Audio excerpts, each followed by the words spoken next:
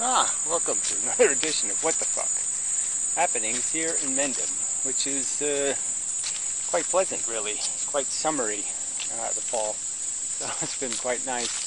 Flowers are kind of, a little beat up and such, but just wonderful, sunny, warm. Can't complain at all. Hardly any complaints. So anyway, fish and golfing videos maybe. That's what you get this week. Trying some new 360-degree camera thing I got for $15. Pretty good. Anyway, so that's enough of the news of local crap. I don't think this will work. Look at this blue sky. Look at that little chemtrail-y stuff. Anyway, I just sit here and put this camera down even. Probably going to fall over or something, but what do I care? My audience doesn't need much. Doesn't deserve much, frankly. People are just so loopy. So, there's so many subjects to weave together here. There's this dissident science guy that I did an interview with, conversation anyway. I gotta hold my head because he's hurting it a little. Anyway, it's a nice conversation, all that kind of stuff. It's just that I can see where we're just going to keep banging into some walls.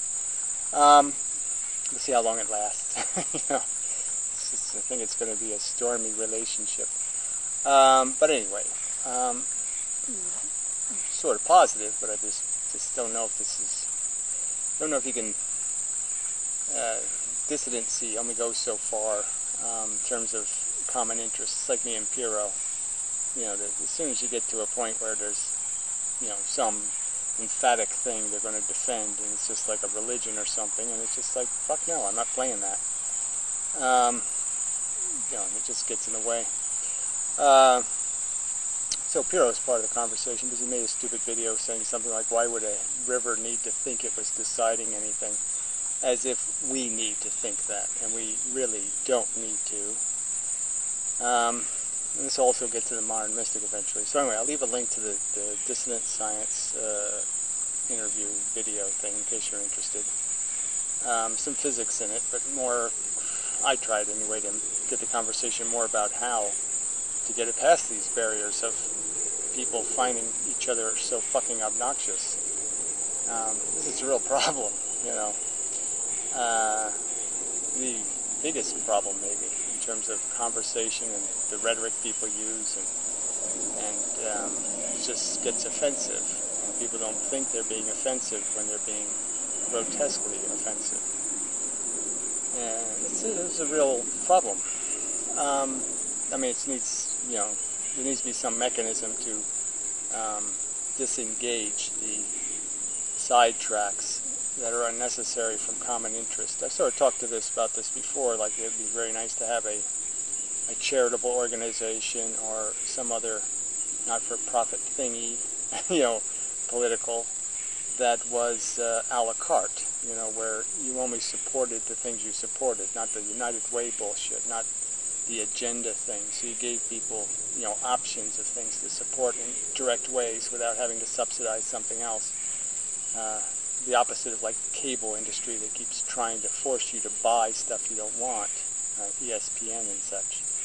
That you might even find anti your cause. So it's like the Democratic Party being now glued to, open borders and free immigration and all that kind of crap, and every immigrant's a wonderful human being and all that shit.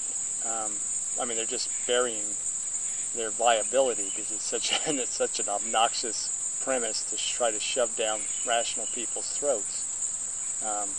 Especially in the context where 10 years ago the Democratic Party understood what a scab was and understood that you're never going to have any kind of decent wages. Labor's going to have no power if you keep importing people who are desperate and are willing to eat gruel and live in shit, and they'll do the work. If you're going to import uncivilized, desperate animals and say that's the standard everybody has to live up to, what would the animal do?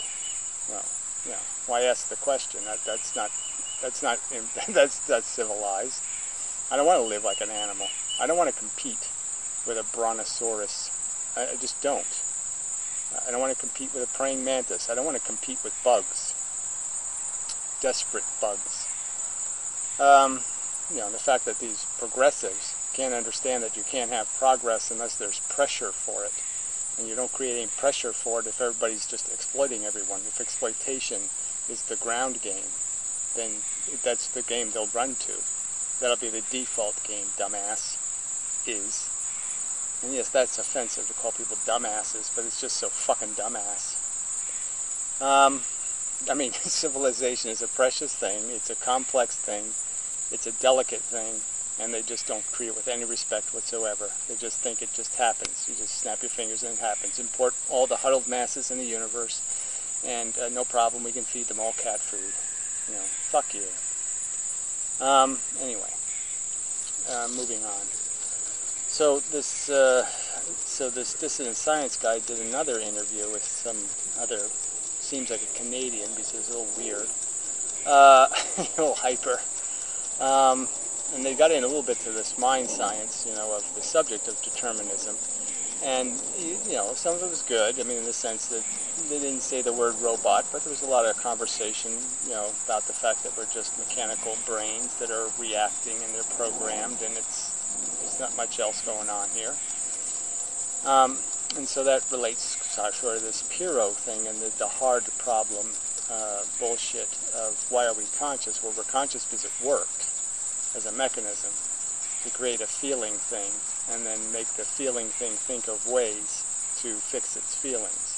So make it have a reflexive feeling, that is a knee-jerk ouch or a gratification of a deprivation, you know, the sex, food, that kind of stuff, and then let it strategize with, you know, a certain amount of strategy neurons, a solution to its feeling problem.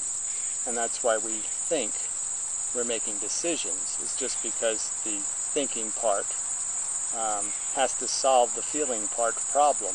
And in that process, it's just going to think, you're going to think you're thinking of solutions. And you actually are. It's just that the you part is just the feeling bit, okay? And you don't get to see the thinking bit. You know, as I've pointed out over and over again, I don't think about what I'm going to say in these videos. I don't know what sentence is going to come out of my mouth next, and that they're ordered and constructed, and it's highly coherent, I would argue, most of my videos, and well arranged, and the vocabulary is all placed in the right place, the emphasis is all placed in the right place. There's no I that does that. My brain just farts it. It mechanically creates all of that in these milliseconds of time, and does he makes a coherent narrative story, tells a story, and it's all prearranged by the brain, you know, and it's just a brain function. And so it's a silly question to ask why, because it's evolution, dumbass. Evolution doesn't care how it gets to an end, okay? Any means will do, and this is the means that evolution fell upon to create an organism that solves problems that have to do with basically rewarding successful transfer of DNA into the next generation. So to successfully transfer DNA into the next generation, it's recognized by evolution that having some intelligence and having this feeling thing that compels you and motivates you works. It works very well. That's why the mammals all have it, and the reptiles and all these animals have this sensation problem to solve. Okay, they get into a trap or a rock falls on them. They're not really fixing the problem of the rock. They're fixing the problem of it's uncomfortable to have a rock on top of me. And so they're squirming to get away from the pain or the discomfort. They're not squirming to get away from the rock. They're not really fixing the real problem on purpose. They're doing it indirectly by fixing the internal problem of, I don't like that. And it's not complicated, in my opinion. And I don't think I think that's an indestructible model of brain function. It's not, you know, it's not detailed, but I just mean as as an outline of how the thing functions. That's the game. It's not complicated. There's no mystery or paradox or anything else about the fact that we think, and the fact that we're not a stream or a waterfall. That's why we have a big brain. It's because we can do things the waterfall can't. I mean, to have to explain that to people is just so fucking amazing. You have to explain that parameciums don't have neural activity. You know, they can't be having a conscious experience because we know where consciousness is. It's in the brain. I mean, fuck. Alright, so this also relates to the modern mystic. So, yeah, it's all connected. Ways, one way or another. It all gets round and round, right? So, he made a video that, you know, he's made a couple of videos since he since he tore down all his old videos. He did make a couple of new videos, but he only left them up for a few hours. He made one saying it's not, you know, rain. And he was just saying, you know, he's looking outside and saying, yeah, it's raining out there, but it's not raining in here. And, you know, using this, I would assume, as a metaphor for, hey, until it's a problem in here, I don't recognize it as a problem. And that's the real problem with how people do all these kinds of things. It almost makes me want to bring up the David, you know, the guy again. He's like, he's a vegetarian, but he's one because it cured his heart disease. You know, no mention of the fact that, yes, it's not nice to torture animals. You know, doing the right thing for the wrong reason kind of stuff. But just so much of, you know, this whole human endeavor is based on these narratives we're taught. We're taught to be selfish. We're taught to think we think. You know, to think that our function is something besides a program, and that the program is completely written by what language we speak, what culture we were raised in, what education we've had the benefit of, what stupid TV shows we've watched, what kind of, you know, haggy succubus beat the shit out of us or whatever. I mean, whatever the thing is that happened to us is what we're a byproduct of. And we're not taught that we're byproducts, because that doesn't make everybody feel special. And so this idea of what the agenda of a brain should be, of what your brain should be doing with its capacity to compute. So it's this computing device. It's like a calculator. And most people think the only job of this calculator is to calculate their personal interest, because they can't think any better than a lizard. I mean, that's what a lizard does. That's what a praying mantis does. Praying mantis doesn't consider, oh, I'm grabbing other things and they might feel and I'm torturing them and blah, blah, blah, blah, blah. Now, the praying mantis can't know that, so it has an excuse. We can, though. So when we torture something, or we cause somebody pain, or we risk their lives by driving drunk, or when we do sloppy and reckless and careless things, we can see it. We can know we did it. We can know it's wrong. And we have a mechanism to prevent doing it in the future, in terms of we can guilt or deter ourselves from being assholes. We can identify what an asshole is, we can identify ourselves as in that category, and we can appropriately say, I don't want to be in that category, so I have to do certain things not to be in that category. And none of these other animals can do any of that in this context. They don't have the language for it. I wouldn't be able to do it, you wouldn't be able to do it, none of us would be able to do it if we didn't have the benefit of language and education and taking 19 years or 20 years to kind of figure out what the fuck you're doing. And it'll take even longer than that because you've been so poorly educated that you have so many wrong notions in your head. It might not be until you're 50 when you start talking like a rational person. Truly rational, truly fact-based conversations about our reality and our obligations. Hot. Yeah, really is nice.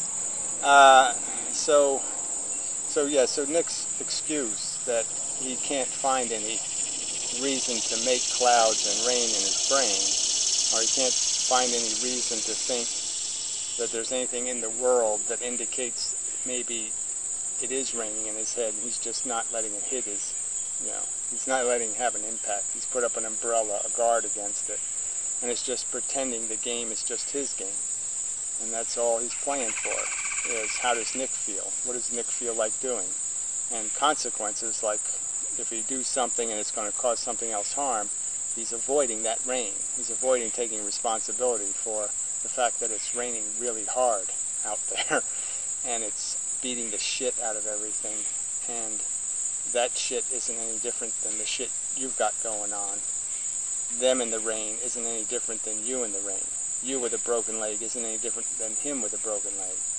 I mean, understanding that simple truth just fucks you as a me player if you're going to be honest. So all you have to do is be intellectually honest, and you're done saying my calculator, my thinking machine, has no other purpose but than to make me happy. It doesn't have to consider that happiness is a concept in the universe, that it's happening all over the place, this value of misery and comfort, and that once you know that your comfort isn't any more meaningful in universal terms than anyone else's comfort, then you have to go with whoever's most economical at acquiring satisfaction. That's the winner. And if it's not you, you have to just accept that maybe sometimes your brain has to work for solving world problems, not just solving your problems.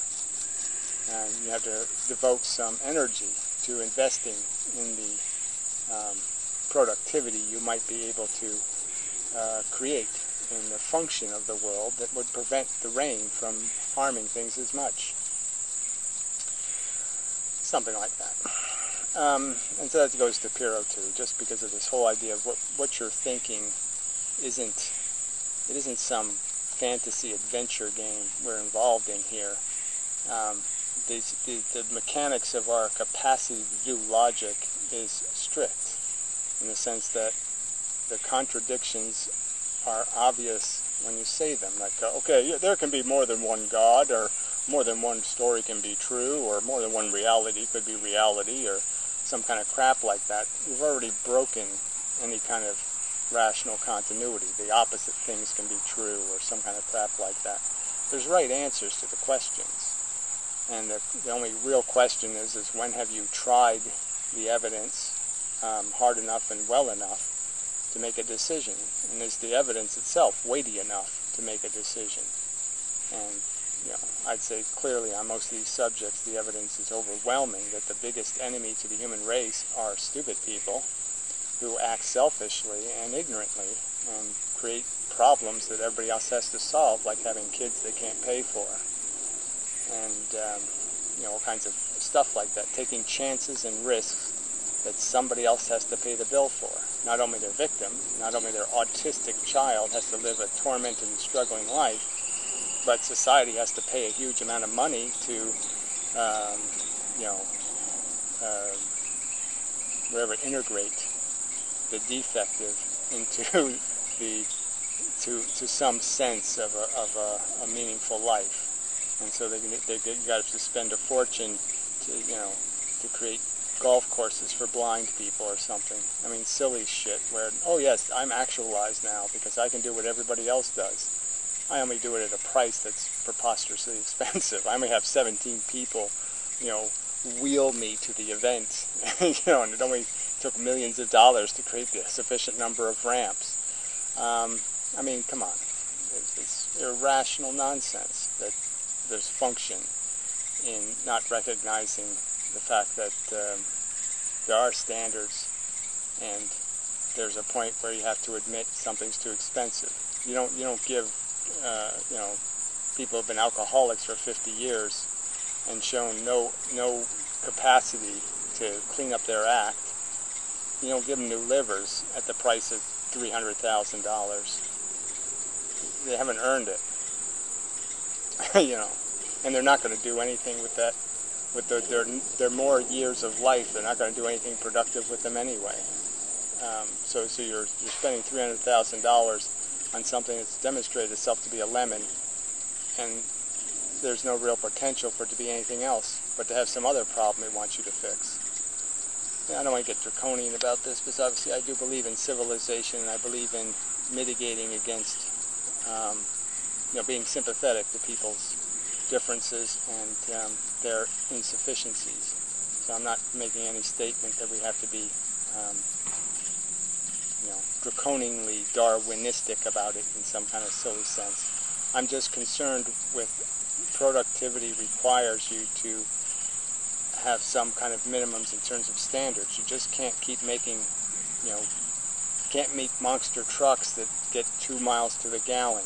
You can't do things that are just so expensive, like having rich people, for example, you know, where you waste 70% of the resources on luxury mansions and vacation homes, and you know, it's their 7th or 8th or 10th home that nobody lives in, that's heated and manicured. All that labor is wasted, and it could be labor that was put to the good use of building a Hoover Dam or doing something constructive to all of mankind. But instead it's wasted on an indulgence that somebody, you know, rides around their yacht to, you know, 4 days out of the year. And so all of that expense for something that derives very little practical comfort is derived out of it. So you have to be aware of those efficiencies, and they happen on both ends. They happen on just the selfish bastard end, and then it happens on the too fucking broken end, you know, where, like I said, the dumb and the stupid have to be put on a leash, because if you just keep letting them do whatever they feel like doing, they're going to feel like doing things that are going to ruin civilization. It's not really the subject I wanted to get on. This really wasn't where I was going, but it's good enough. Because all this liberal crap is, you can just see that, like I said, it just creates the, you know, even more than ever, I am stuck without a party, stuck without a group to be affiliated with, because there seems to be only one thing, you know. There's crazy right, and they're all crazy. They're just righter and righter and righter, and they're all nuts. Not one, you know, I could never vote for a Republican because there's not a single platform they have that's rational. And even if they say they're going to do something like, we're going to fix immigration, you know they're not really going to do that. You know they're going to engineer the immigration to be profitable to the wealthy, and they're not going to do anything for the immigrants or the people who are most affected by them, the working class. So that's just a lie. If you wanted to fix, like I've said this before, this is old news. I mean, it was known years ago when they tested it, you know, that employer sanctions work. You have sanctions on employers, you force people to have real ID, and you sanction employers for hiring people without that real ID, and you solve the immigration problem, because if people can't work here, they won't come here. That's simple. That would be the solution. It would be worth giving everyone here now citizenship and just say, from now on, this is the rule. Okay? And then there's no one going to be coming here. They won't come here if they can't get jobs here. You know, it's not that complicated. Another subject, it's not really the subject of the video, but it's this subject is, so yeah, I'm a progressive in huge ways. I like huge social infrastructure investment. The rich are useless baggage. They're just way expensive nonsense, especially the inheritance wealthy, which is most of the wealthy. They never earned it, never did any constructive work, just create rackets, force us to work in shyster industry. You know, it's all, people call me every day with some kind of, you know, racket. No, those people don't want to be selling a racket. But that's the only job they can get is I crank call people and try to persuade, you know, find people that are stupid enough and gullible enough to fall for the spiel I'm going to dump on them. Those people who are doing that don't want to do that. They don't want to have an honest job. But the capitalist industry won't provide it because the rich can't get richer doing honest work. So yeah, I hate the rich. I'm all for the working class. I'm for giving the workers the most power in our society. The productive workers, not the ones that are, you know, doing nonsense work. You know, the ones that are building social infrastructure, especially. And I'm for putting a limit on, you know, how much the broken, even like myself, can expect. You know, in terms of compensation, you know, for any limitations you might have. There has to be a limit somewhere. You can't afford to spend. It's like the healthcare system. You can't afford it. You can't afford to give everybody $200,000 worth of health care, because a lot of those people will never make $200,000 worth of profit in their lives. And so the money's got to come out of that working guy again. And, you know, it's just not practical. And when you think about the real cost, it's really to have your health care you basically have to burn down your house. You don't get to have a house, or you have to pay twice as much for your house to have your health care. And if people understood what really the trade-offs were, I think they'd understand that, yeah, maybe you can't give everyone everything. Maybe they have to earn it. And again, I think it's a fair word, earning. And the rich don't earn it. They just take it as a possession. Yeah. Daddy gave it to me. A disgusting ethic. But people will, there are human beings that will defend that ethic. My kids deserve a head start. They've earned cheating in a race. Yeah, how so? It's just a disgusting ethic. If we applied it in any other circumstance, everybody would be appalled. If you had horse races where the special horses got to go halfway down the track, that's their starting line. They're special. The Olympics. Oh yeah, no, his father won a gold medal, so he gets to go halfway down the track. Oh, nobody would fall for that. No one. And that's we're back to the logic thing again. How can people be doing rational logic and make sense out of that? Okay, I have these games where I have rules, and I understand why there has to be rules. It's because people cheat, and I kind of know what fairness is, and we can develop these rules and have a good game. And yet, the biggest game in town, ownership of the world, no rules necessary. Let the cheaters rule. That conflict. Okay, the fact that these assholes wouldn't watch a wacky sport of, look, the guy who inherited it. Look, we're handing him the gold medal because his father won one, so we're handing him one. Yeah, there's no event. We didn't bother the pretense of a race. Fuck it, we're not even going to do that anymore. So let's just have the Olympics, and we'll just give all the sons and daughters of the previous winners and their granddaughters and the great-granddaughters and the great-grandsons, and we'll just hand them gold medals. We'll have a big parade and a big ceremony, opening ceremonies and torches and all kinds of fun. And then we'll just have a bunch of ceremonies where we hand the gold medals over to the inheritees. And I'm sure everybody's going to just tune in and say, gee, that's such a wonderful program. It's just so uplifting. It makes me feel so proud. No, I don't think so.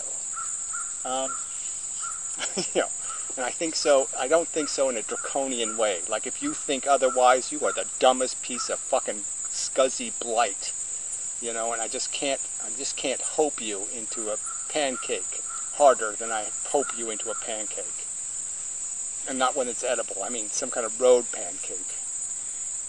You stupid dumb fuck. But anyway, not the intended subject either. Camera still on? Apparently. So anyway, yeah, maybe I'll cut it off here and then I can do some more later or something indoors. But yes, it's spectacular out here. Spectacular. I don't know what else to say. Spectacular. Probably should have dusted the lens, but you can't have. Well, you should be able to have more than I'm willing to produce, but doing the best I can. No, not really. I'm doing the best my brain has come up with, and I'm hoping it's going to keep rolling with these negative feelings about my accomplishments and say, you're not doing good enough, you're not doing good enough. It's going to keep saying that, and that'll keep wearing on me. And I'll up the game. I find it in me. So that's just part of it. I just don't have the fortitude of a 21-year-old anymore. Just been in the trench too long, and it has rotted things. It's rotting me. But anyway, yeah, I don't know if I wanted to bring that up, but the Sinclair, I can't remember. Anyway, very pleasant chick types person. She's very depressed and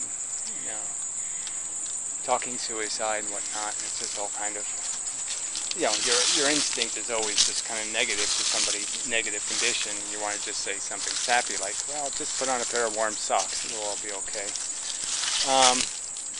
Yeah, no, that doesn't really happen. And I know from my own experience that if I wasn't incredibly lucky, the luck may run out, and I might have to, you know, the worst case scenario may happen, and I might go completely psychotic and all that kind of crap because things are beyond my tolerances. But I've been very lucky to keep things within my tolerances, and so I can appreciate the risk that, you know, somebody who's feeling that discomfort. Oh, these little white flies are back. You bastards, you. Anyway, you know, somebody who's feeling that I just can't do this. I just can't live in this world the way it's constructed. And that is a horrible feeling, to feel like you're always dodging bullets of psychological despair and torment. And like I said, I still sense it, but I don't live it as hard as I used to, because I'm, you know, I have a survivor's confidence in the sense that, okay, I've managed to keep this boat afloat. You know, even though it's got all these holes in it, I've bailed the water and I've managed to keep going, so maybe I can continue to keep going. And so that gives you a little bit better, a little comfort to get through it. But yeah, it's a terrible, you know, it's just part of this whole thing. Like, people just don't feel bad about doing that. There's people who are going to be tortured by their existence. And the people defending life have to account for that torture and say, yes, I'm worth it. And I'm just saying, I don't see it. I don't see anybody on this fucking planet who can raise their hand and say, I'm worth it. Because you're not. Not even close. Your over-approximation of your functionality and your value and your contribution and your whatever it is, it's a preposterous exaggeration of what can be reasonably deduced from the evidence, which is there's no evidence or anything other but a fucking bug. Alright, I was going, and I didn't manage to do it. But I tell you how this, you know, spectacular this weather is. I mean, for the middle, you know, halfway, more than halfway through September, you know, 3/4 of the way through September, just, I'm going to really be pissed when the real, you know, when the real weather shows up. It's going to suck. So anyway, just sharing my joy. Ooh, what a disgusting thing to do. It won't last. Anyway, even the cats like it. Yes, it's comfortable everywhere, isn't it? Yes, it is. Yes, it is. Yes, he's still got some sort of sinus issue. But he's alive, which is, you know, he's died like at least 6 times. You know, so he doesn't have too many lives left, but he is likewise a survivor. It looks very nice over here. Tomato garden and such, the marigolds and whatnot. So things aren't a complete disaster, but weird things happen like this. You know, this died off in a weird way. This one's kind of anemic. Don't exactly know what the issues are. The weather's really been quite nice, but anyways, minor complaint. Still plenty of stuff looks decent. Yeah, the blind cat is still, I gotta watch where I'm stepping, because in a state of blindness he poos everywhere that he shouldn't. But anyway, I have to deal with that, and I don't want to. Crap. Anyway, till whatever happens after I press the button. Till then. Yeah, I'm back. Yeah, mostly. This camera froze, you know, when I was making the other video, so I thought it was all gone. I said, gee, that was a pretty good video for, you know, to be all gone, to have to do it over again. So I was grateful. Didn't have to do that over again. Wouldn't have been the same video. Might have been a better one, who knows, but it just wouldn't have been the same. Like that matters, really. So, finishing up. Again, my focus is sort of, there's the subjects, but the subjects to me don't seem all that complicated. Just frankly. Evolution, brutal force, in a sense of imposition, creation, just dumb as it could be, and no reasoning skills whatsoever applied, horrendous waste and inefficiency in accomplishing the task of making a winner. You can just diagram how brutal the entire tree of life is. Just what a nasty fungus of horror it's just made out of. And it's just not a debatable thing. I mean, evolution is what it is. It has no brain, and it's really easy to insult it as a mechanism. And all you have to do is recognize that you can't pull that out. You can't extract the fact that nature doesn't have any good ideas. It just makes messes. And now we're stuck with the dilemma of a mess. And there's two kinds of people. People who are willing to sigh and stand up and do something about cleaning it up, and people who just run away and pretend it's okay. It's all excusable. It's all defendable. Go ahead, have another world war, kill another 50 million people, who cares, blah, blah, blah, blah, blah. I don't give a shit how many sentient rodents or other feeling mammals are ground up every day in little tragedies of horror and gross suffering. Not my problem.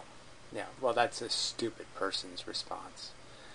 So, identify yourself belonging to the club of the imbecile, because that's the only way you can make the game make any sense. It's only a game for complete retards. You have to be completely retarded to see a good game anywhere in this slop. But anyway, so that's simple to me, right? 2 minutes, you're done. Evolution. I just say evolution 443 times in a row. I mean, I could just beat people over the head with the evolution stick and just say, come on, you can't make evolution into fairy princess, happily ever after, oh, what a brilliant idea. No, none of that exists. It has no integrity on any level. Intellectual, honorable, it just doesn't give a shit about any level of integrities. It has none. Anyway, I'm making the argument some more. There's so many ways to illustrate just how meat grinder it is. And that's all you people are doing, is polishing a meat grinder. You're washing and waxing the meat grinder and thinking yourselves proud. Look at that wonderful shine on that chrome. You're assholes. Preposterous assholes working for the Borg meat grinder. That's your accomplishment in life, you stupid fucking idiotic optimists. You silly fucktarded get-alongers. You're just such fucking house slaves. Anyway, so owned by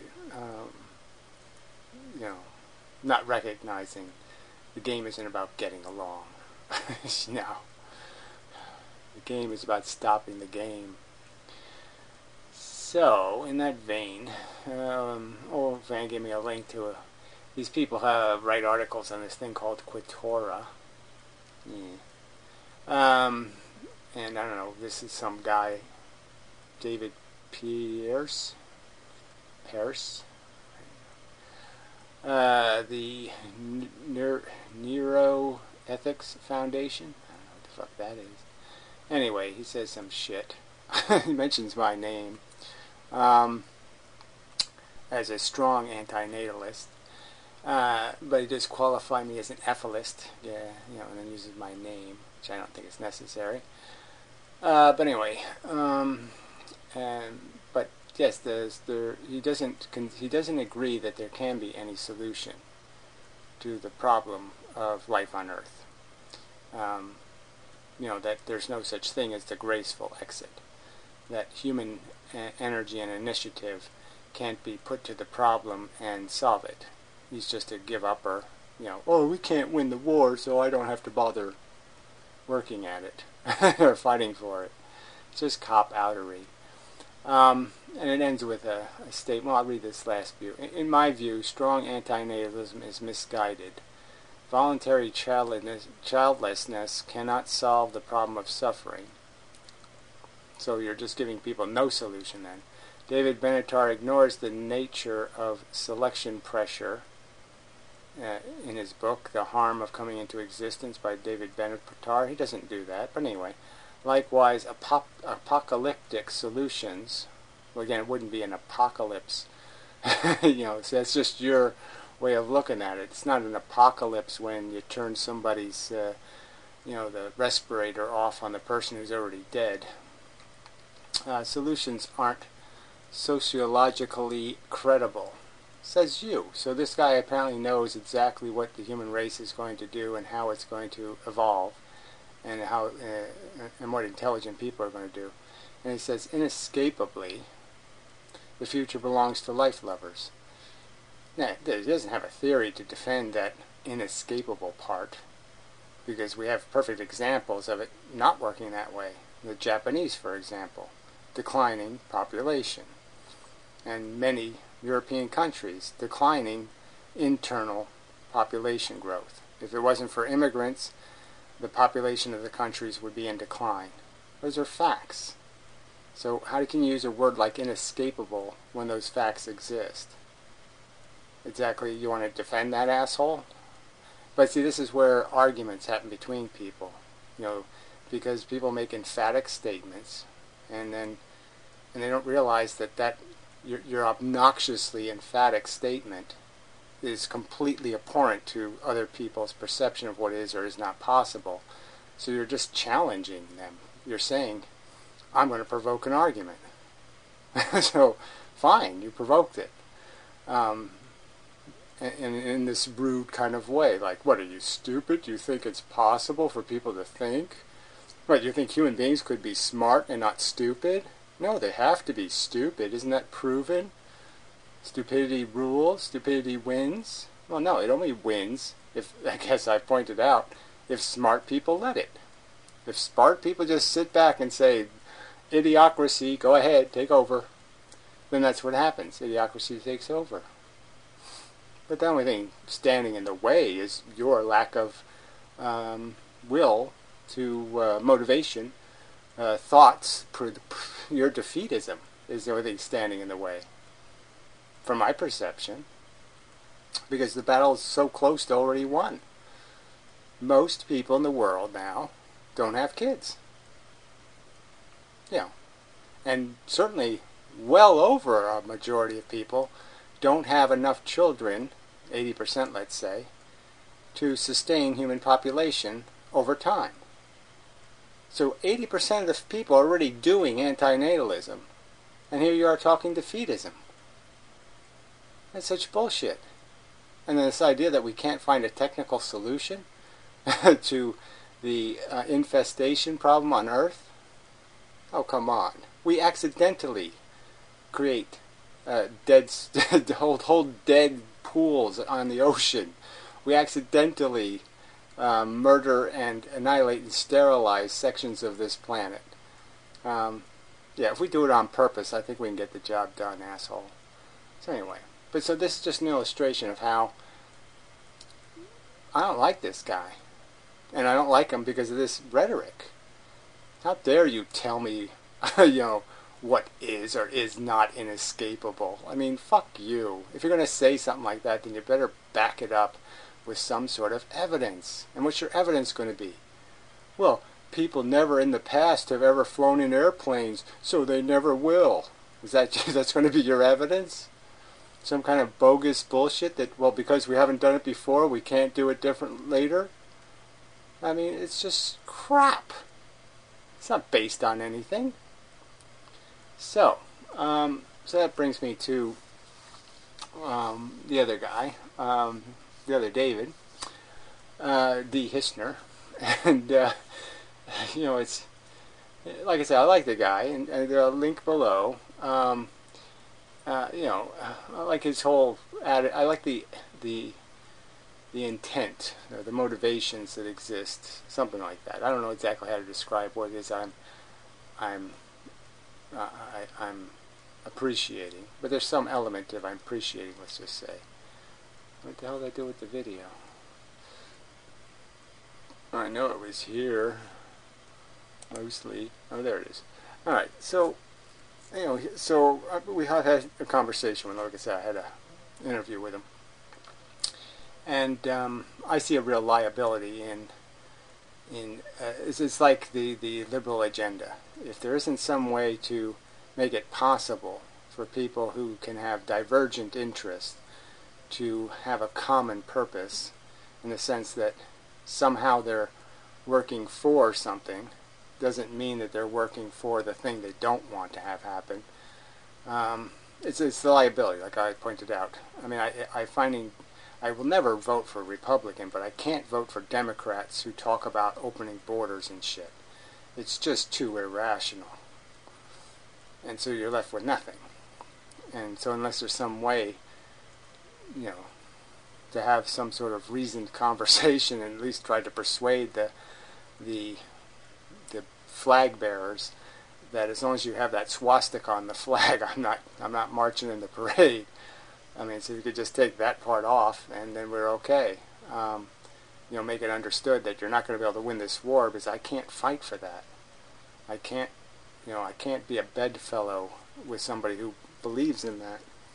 And that, this is a problem with all kinds of groups and getting along with people. And so this David guy's been talking about these kind of things, and he has all these rules about how, he would do it in terms of careful language and being careful not to be too aggressive. And then he just stomps, in my opinion, right over his own warnings that there are certain rules you have to obey.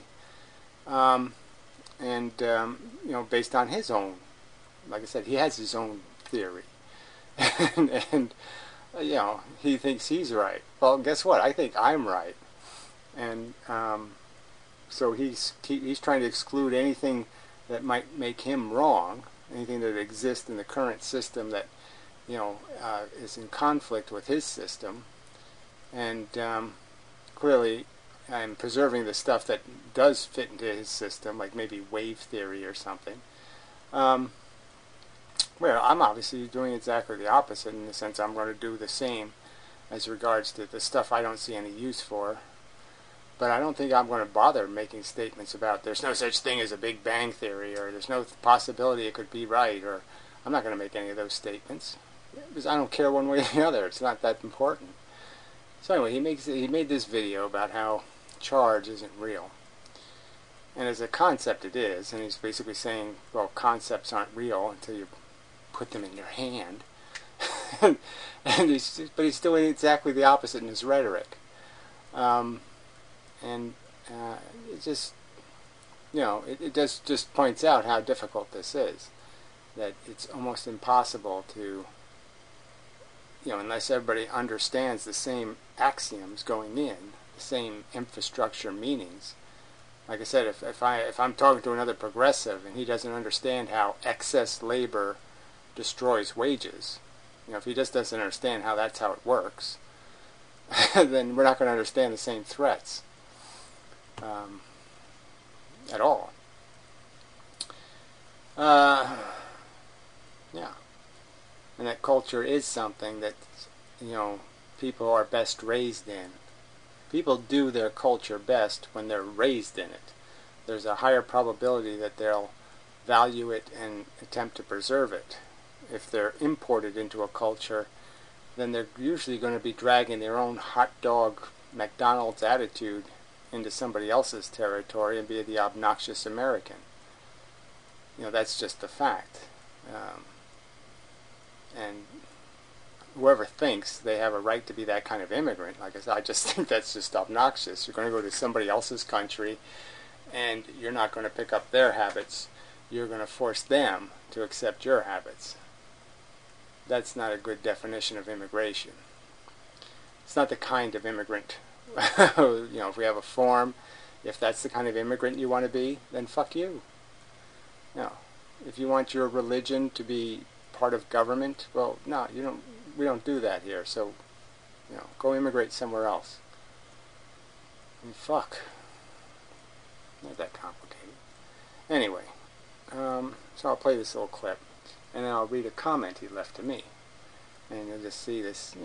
This is problematic, and it's all kind of preachy, and he just gets kind of like, yeah, you're talking down to me because, well, you're a linguist or something, and so then you're the one preserving language, and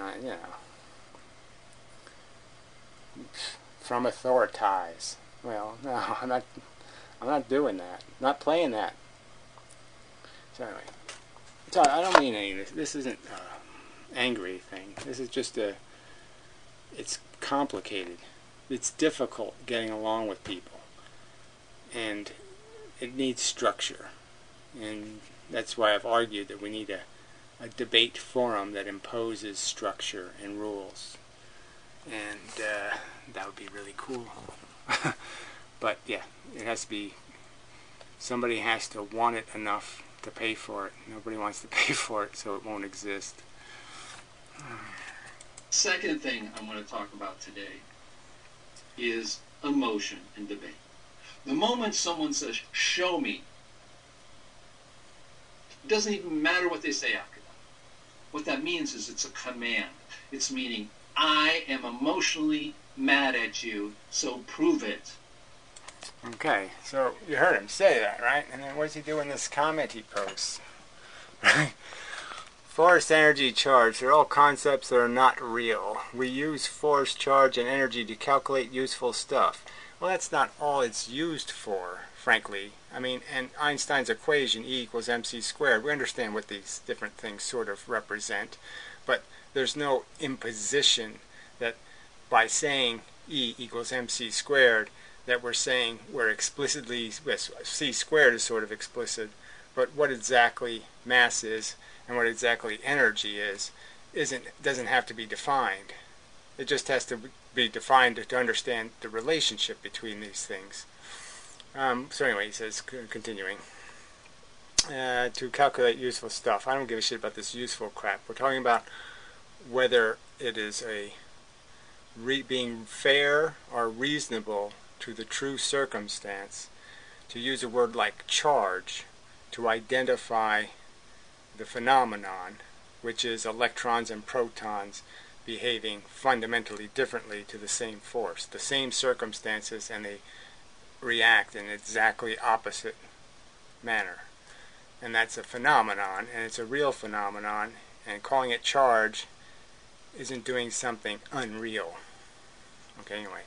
So then he says, give me 3 forces, 3 energies, and 3 charges, and put them in my hand.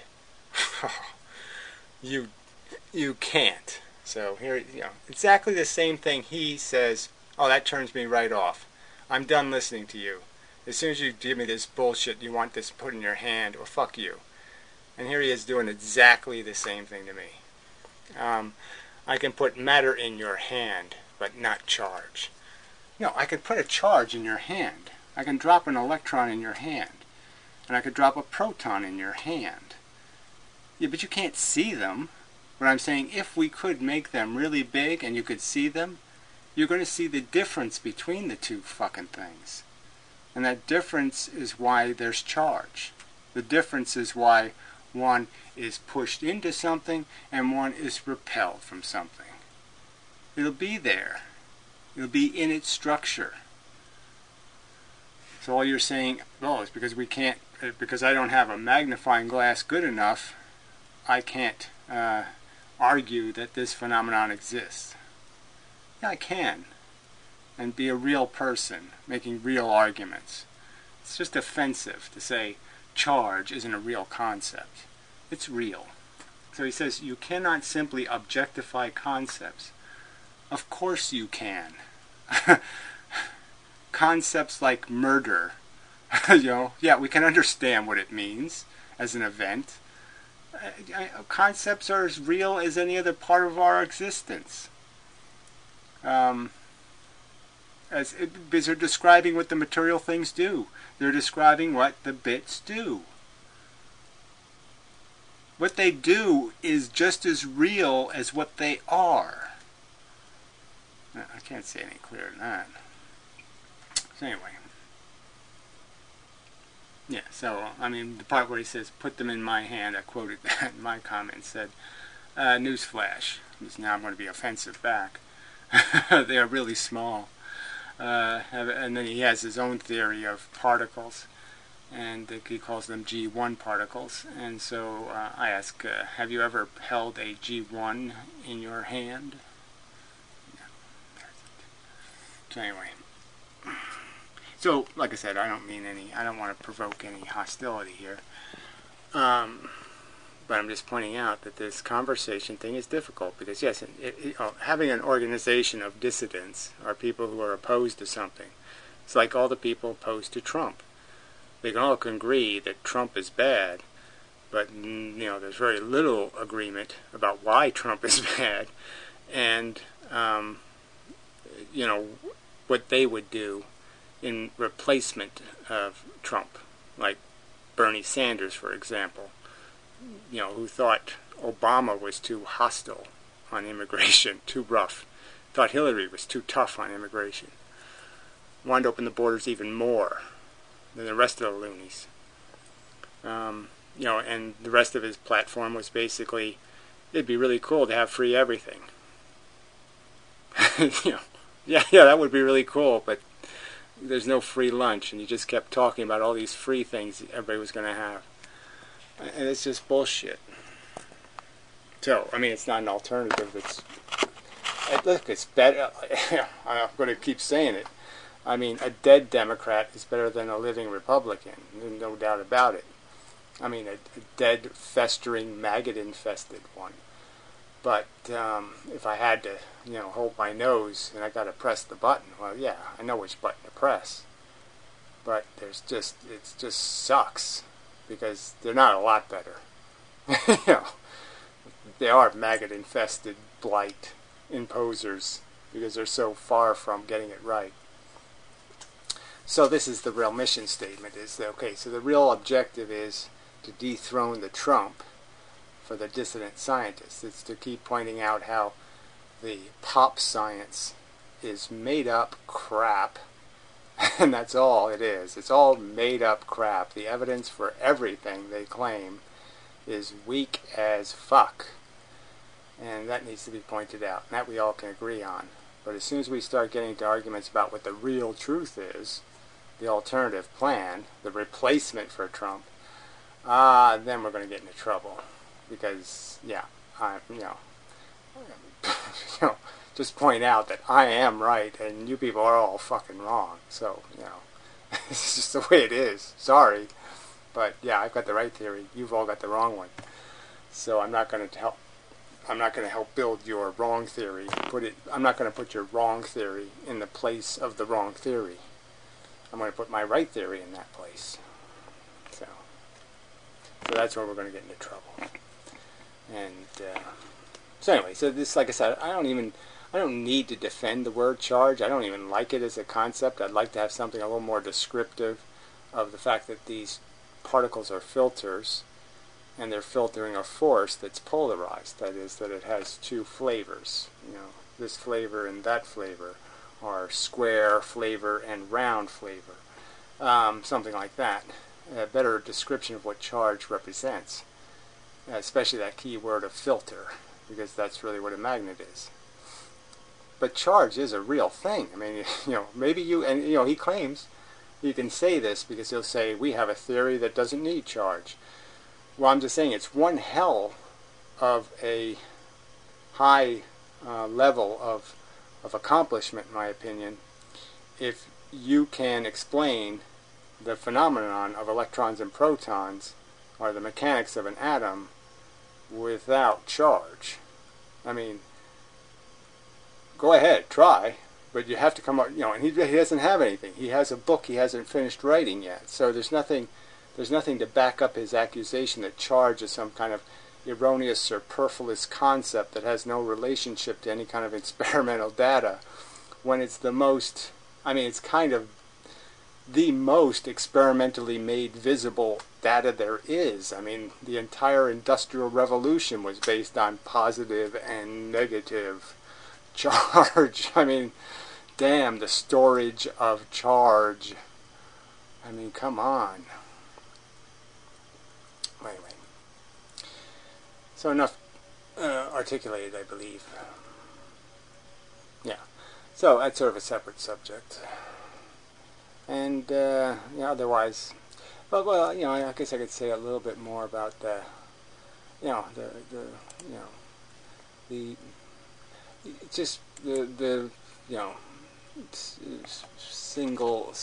sing air, yeah, steel airs, and that's it, steel air. All right, so there she is, there, looking a bit grieved. So she was saying things that were kind of just funny from my perspective. Okay, I mean, she's talking about what you would do. Like, I'm cleaning up my life because, yes, I have to get the hell out of here. And so she's doing the what she has to do before she can kill herself thing. And the two things on the list were skydiving and bungee jumping. And I was just like, she's really smart for somebody so young.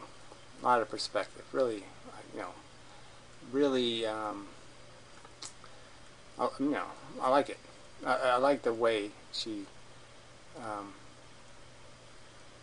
compiles concepts. But, you're just saying that these two ambitions I've never seen in anybody but silly, frivolous idiots. I mean, because it really won't be the orgasm you think it is. I mean, skydiving is just going in a car really fast, in a convertible and standing up or something. I mean, it's just windy. I mean, it's going to be a little bit visually interesting and windy, and that's it. It really isn't all that. And bungee jumping is just retarded. I mean, it's just retarded. I mean, it can't possibly be anything else but retarded. It's just like, let's see if I can actually cause some neurons to actually get ripped to pieces in my brain for no good reason whatsoever. I mean, it's like seeing if your skin will catch fire, by pouring gas on it and lighting it. Oh, does my skin burn? It probably will, yeah. But I mean, you can't imagine events that are just so short. I mean, they last 10 seconds. I mean, bungee jumping's 10 seconds. For what? What do you think that 10 seconds is going to do? I just don't see it. Yeah, I see it only if you have some sort of ego problem and you have to prove something to yourself that you have the courage to do it or some kind of crap like that. But if you're going to kill yourself anyway, then why would you waste time with that crap? I mean, I got to get my courage badge before I kill myself? I mean, come on. But anyway, I don't mean to, I understand everybody lives for completely different reasons. Everybody has these completely different things that they enjoy and that they don't enjoy. And that's a real problem in finding solutions that all of us can agree on. Is because we don't like anything there. We just everybody likes to smear some different kind of spread on their bread, and it just makes it really hard to see that everybody gets fed, so to speak, something like that. All right, enough. It's hot in here still. Yeah, so that's enough of a video. So, till the next time and such, the next exciting episode of, working on it.